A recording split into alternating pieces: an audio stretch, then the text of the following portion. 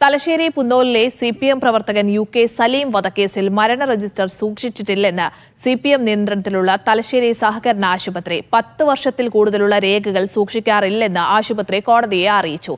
Thalassery additional ജില്ലാ കോടതി സമർപ്പിച്ച സത്യവാങ്മൂലത്തിലാണ് ആശുപത്രിയുടെ വിശദീകരണം. എന്തുകൊണ്ട് നശിപ്പിച്ചെന്ന് വിശദമായ സത്യവാങ്മൂലം നൽകാൻ കോടതി ആശുപത്രിക്ക് നിർദ്ദേശം നൽകി. ആശുപത്രി അധികൃതർ കോടതിയിൽ നൽകിയ രേഖ മീഡിയ വണ്ണിന് ലഭിച്ചു.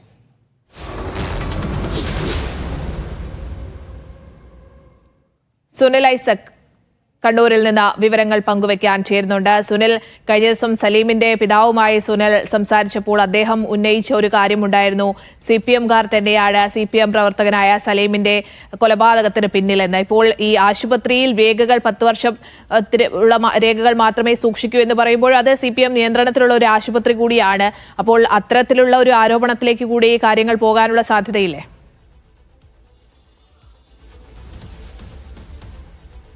സ്നേഹ, 2008 ജൂലൈ മാസം 23-ാം തീയതി രാത്രിയാണ് പുന്നൂരിലെ CPM പ്രവർത്തകനായ UK സലീം കൊല്ലപ്പെടുന്നത്. UK സലീമിനെ CPM പ്രവർത്തകർ തന്നെ കൊന്നതാണെന്നായിരുന്നു പിതാവ് യൂസഫിന്റെ ആരോപണം. അതിന് അദ്ദേഹം ചില കാരണങ്ങൾ പറയുന്നുണ്ട്. തലശ്ശേരിയിലെ ഫസൽ വധക്കേസുമായി ബന്ധപ്പെട്ട ചില രഹസ്യങ്ങൾ സലീമിന് അറിയാമായിരുന്നു. ഇതിന്റെ ഭാഗമായിട്ടാണ് സലീമിനെയും ഈ രഹസ്യങ്ങൾ അറിയാവുന്ന സലീമിനെ കൊല്ലപ്പെടുത്തുന്നത് രഹസ്യങ്ങൾ അറിയാവുന്ന മറ്റ് 2 പേർ ദുരൂഹ സാഹചര്യത്തിൽ മരിക്കുകയും ചെയ്തു എന്ന ആരോപണമാണ് അദ്ദേഹം ഉന്നയിച്ചത്. അത് മരണമാണെന്ന് പറയാൻ അദ്ദേഹം മറ്റ് ചില കാരണങ്ങൾ കൂടി പറഞ്ഞിരുന്നു. അതിലൊന്ന്, ഈ സലീമിനെ ഓട്ടോറിക്ഷയിലെത്തിയ ഒരു സംഘം വടിവാൾ ഉപയോഗിച്ച് വെട്ടുകയായിരുന്നു.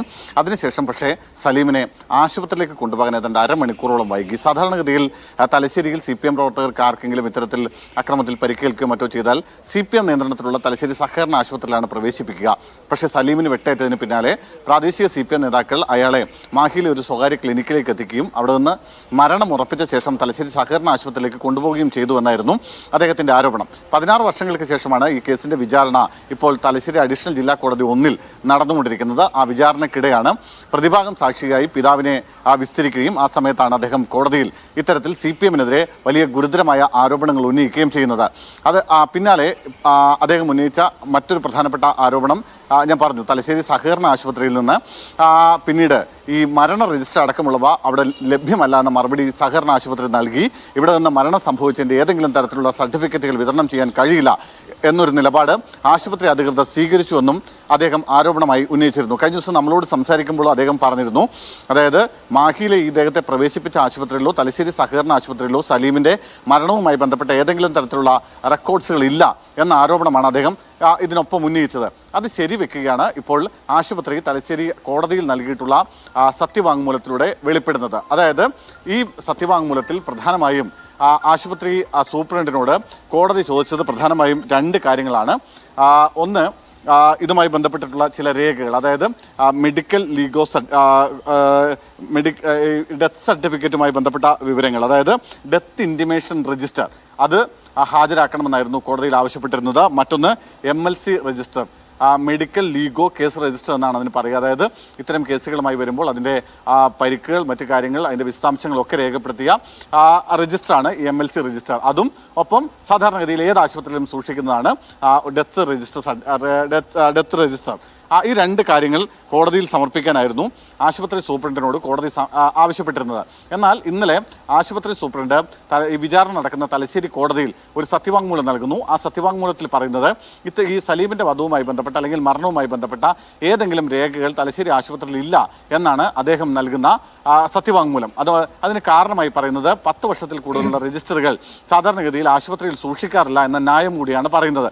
എന്നാൽ അത് എത്രത്തോളം വിശ്വസനീയമാണ് എന്നതാണ് സ്വാഭാവികമായും യൂസഫ് അടക്കമുള്ള അല്ലെങ്കിൽ നിയമവിദഗ്ധർ അടക്കമുള്ള ആളുകൾ ചോദിക്കുന്നത്. മാത്രമല്ല കോടതിക്കും അത് അത്ര കണ്ട് ബോധ്യപ്പെട്ടിട്ടില്ല എന്ന് വേണം നമുക്ക് മനസ്സിലാക്കാൻ. അതുകൊണ്ടാണ് ഒരു കാര്യം കൂടിയുണ്ട്. കാരണം ഒരുപക്ഷെ ഈ 10 വർഷത്തിലുള്ള ഈ ഡോക്യുമെന്റ്സ് ഒന്നും സൂക്ഷിക്കില്ലാത്ത ആശുപത്രി അധികൃതർ പറയുമ്പോഴും ഈ സലീമിന്റെ മരണം ഒരു കൊലപാതകമാണ്, അത്തരത്തിൽ കേസ് നടക്കുന്ന ഒരു കാര്യമാണ്. അപ്പോൾ അങ്ങനെയുള്ള രേഖകൾ അടക്കം സൂക്ഷിച്ചിട്ടില്ല എന്ന് പറയുമ്പോൾ അത് വിശ്വാസത്തിൽ എടുക്കുക കുറച്ച് പ്രയാസമാണല്ലോ.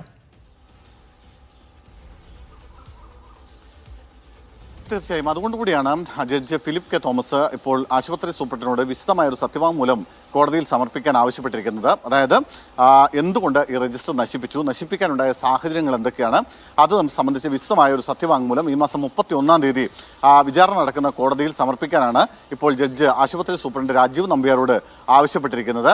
എന്തായാലും ആശുപത്രി അധികൃതർ ഇന്നലെ കോടതിയിൽ സമർപ്പിച്ച സത്യവാങ്മൂലത്തിന്റെ വിശദാംശങ്ങളാണ്, അല്ലെങ്കിൽ അതിന്റെ പകർപ്പാണ് നമ്മളിപ്പോൾ പുറത്തുവിടുകയും ചെയ്തിട്ടുള്ളത്. എന്തായാലും ഇതിൽ ഏറ്റവും എടുത്തു പറയേണ്ട ഒരു കാര്യം, ഈ കേസുമായി ബന്ധപ്പെട്ടുകൊണ്ട് സലീമിന്റെ പിതാവ് യൂസഫ് മുന്നോട്ട് വെച്ചിട്ടുള്ള പ്രധാനപ്പെട്ട ആരോപണങ്ങളിൽ ഒന്ന് ശരിയാണെന്ന് ഈ സത്യവാങ്മൂലത്തിലൂടെ തെളിയുന്നു എന്നതാണ്. തലശ്ശേരിയിലെ സലീം വധക്കേസുമായി ബന്ധപ്പെട്ട വിവരങ്ങളാണ് പുറത്തുവരുന്നത്. തലശ്ശേരി സഹകരണ ആശുപത്രിയിൽ ഇത്തരത്തിൽ സലീമിന്റെ മരണവുമായി ബന്ധപ്പെട്ടുള്ള രജിസ്റ്റർ രേഖകളൊന്നും തന്നെ സൂക്ഷിച്ചിട്ടില്ല. 10 വർഷത്തിൽ കൂടുതലുള്ള രേഖകൾ സൂക്ഷിക്കാറില്ല എന്നാണ് ആശുപത്രി അധികൃതർ കോടതിയെ അറിയിച്ചിരിക്കുന്നത്. തലശ്ശേരി അഡീഷണൽ ജില്ലാ കോടതിയിൽ സമർപ്പിച്ച സത്യവാങ്മൂലത്തിലാണ് ആശുപത്രി ഇത്തരത്തിൽ ഒരു വിശദീകരണത്തിലേക്ക് പോയത്. സുനിൽ തുടരുന്നുണ്ട് കണ്ണൂരിൽ നിന്ന് വിവരങ്ങളുമായി. സുനിൽ, ഇതിപ്പോൾ ഇത്തരത്തിൽ ആശുപത്രിയുടെ ഈ വിശദീകരണം കൂടി വരുന്നതോടെ ഈ സലീമിന്റെ അച്ഛൻ പറഞ്ഞ കാര്യങ്ങൾ ഒന്നുകൂടി ഊട്ടിയുറപ്പിക്കുകയാണ് അല്ലേ? കാരണം കേസ് തേച്ചു മായ്ച്ചു കളയാനും അതോടൊപ്പം തന്നെ ഈ രേഖകളൊക്കെ തന്നെ നശിപ്പിക്കാനും CPM അടക്കം കൂട്ടുനിന്നിട്ടുണ്ടാകും എന്നൊരു സംശയത്തിലേക്കൊക്കെ കാര്യങ്ങൾ പോവുകയാണല്ലോ. സ്നേഹ, നമുക്കിത് ആരോപണം എന്ന നിലയ്ക്ക് മാത്രമേ ഇപ്പോഴും പറയാൻ കഴിയൂ. കാരണം അത് അദ്ദേഹത്തിന്റെ പിതാവിന്റെ ഒരു ആരോപണമാണ്. ആ ആരോപണത്തെ ആരോപണം എന്ന നിലയ്ക്ക് തന്നെ വേണം നമുക്ക് കൈകാര്യം ചെയ്യാൻ. എന്തായാലും അദ്ദേഹം ഉന്നയിച്ചിട്ടുള്ള ആരോപണങ്ങളിൽ ഒന്ന് അതിൽ വസ്തുതയുണ്ട് എന്ന് ഇപ്പോൾ ഈ സത്യവാങ്മൂലത്തിലൂടെ തെളിയുകയാണ്. അദ്ദേഹം പ്രധാനമായും പറഞ്ഞ ചില കാര്യങ്ങളുണ്ടായിരുന്നു. 2-3 കാര്യങ്ങളുണ്ട്. ഒന്ന്, ഈ ഫസൽ വധക്കേസിന്റെ ചില രഹസ്യങ്ങൾ അറിയാവുന്ന 3 പേരായിരുന്നു ഉണ്ടായിരുന്നത്. ഒന്ന് സലീം, മറ്റൊന്ന് സലീമിന്റെ സുഹൃത്ത് റയീസ്, ഒന്ന് ഇവരുടെ മറ്റൊരു കോമൺ ആയ സുഹൃത്ത് സന്തോഷ്. ഈ 3 പേർക്ക് ഫസൽ കേസുമായി ബന്ധപ്പെട്ട ചില രഹസ്യങ്ങൾ അറിയാമായിരുന്നു.